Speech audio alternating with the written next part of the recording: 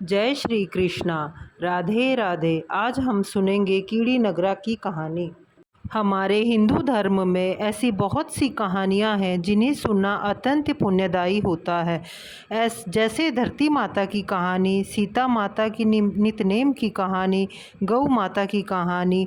ऐसी कई कथाएं हैं जिन कथाओं को सभी महिलाएं श्री हरि विष्णु भगवान का आशीर्वाद पाने के लिए जीवन में नेम लेकर अवश्य सुनती हैं।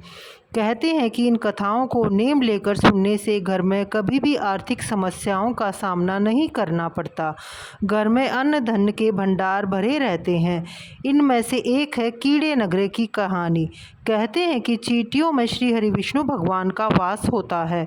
अगर हमें अपने घर में चींटियां दिखाई दें तो हमें उन्हें वहां से नहीं हटाना चाहिए और ना ही किसी को ऐसी चीज़ डालने देनी चाहिए जिससे उनका जीवन नष्ट हो, जिससे उन्हें हानि पहुँचे।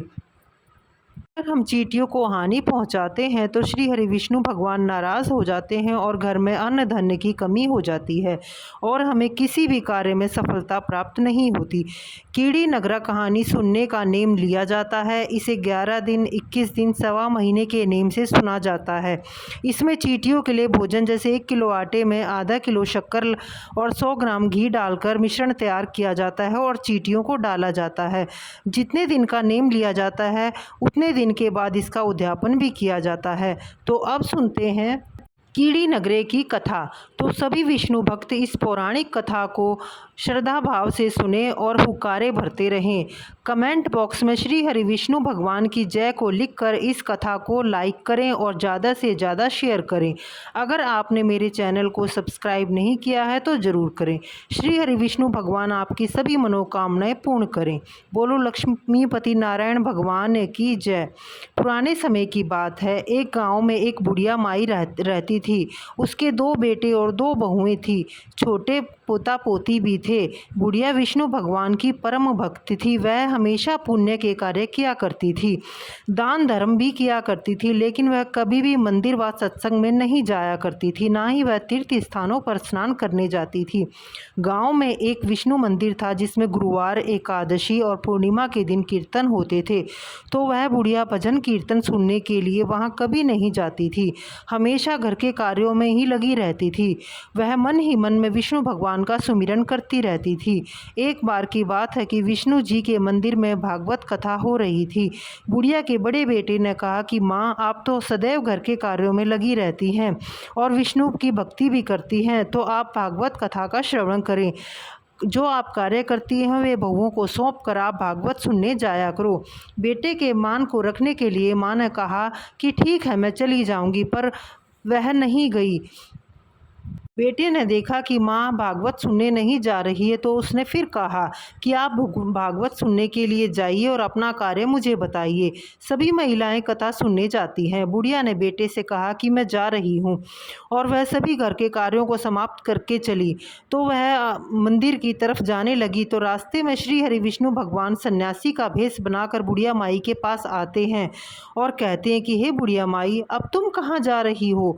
वह बोली कि हे बाबा, मैं कथा सुनने जा रही हूँ। वह साधु बाबा बोले कि अब तो कथा समाप्त हो गई है, प्रसाद भी बट चुका है, अब वहाँ कुछ नहीं है। तो बुढ़िया बोली कि कोई बात नहीं, मैं वहाँ से एक ईंट उठा लाऊंगी और उसे प्रसाद समझकर रख लूँगी। सन्यासी बाबा बोले कि हे बुढ़िया माई, वहाँ जाकर क्या करोगी? मैं तुम्हें यहीं सोने की ईंट दे देता हूँ। ऐसा कहकर बाबा ने अपने झोले से ईंट निकाली और बुढ़िया माई को देकर वहाँ से चले गए। सोने की ईंट को देखकर वह बहुत खुश हुई और सोचने लगी कि मैंने अपने बेटे की बात मानकर आज बहुत अच्छा किया, मुझे सोने की ईंट मिल गई। फिर वह सोचने लगी कि सोने की ईंट को देखकर बेटे और बहू आपस में झगड़ा करेंगे। मैं ऐसा करती हूँ कि इसे घर के आंगन के बाहर ज़मीन में दबा देती हूँ। उसने घर के आंगन में दबाकर उसका ध्यान उसी ईंट पर रहता। वह उसने घर के सारे कार्य करना भी छोड़ दिया और वह उसी जगह को निहारती रहती जहाँ पर उसने वह सोने की ईंट दबाई थी। बेटे ने कहा कि माँ, एक दिन की कथा से आपको इतना पुण्य प्राप्त हुआ कि आपका हृदय परिवर्तित हो गया। जब बुढ़िया माई का अंतिम समय आया तो यमराज के दूतों ने आकर कहा कि हे माई, आपको हमारे साथ चलना होगा। बुढ़िया माई कुछ नहीं बोली और उसी जगह को निहारती रही जहाँ पर ईंट दबी हुई थी।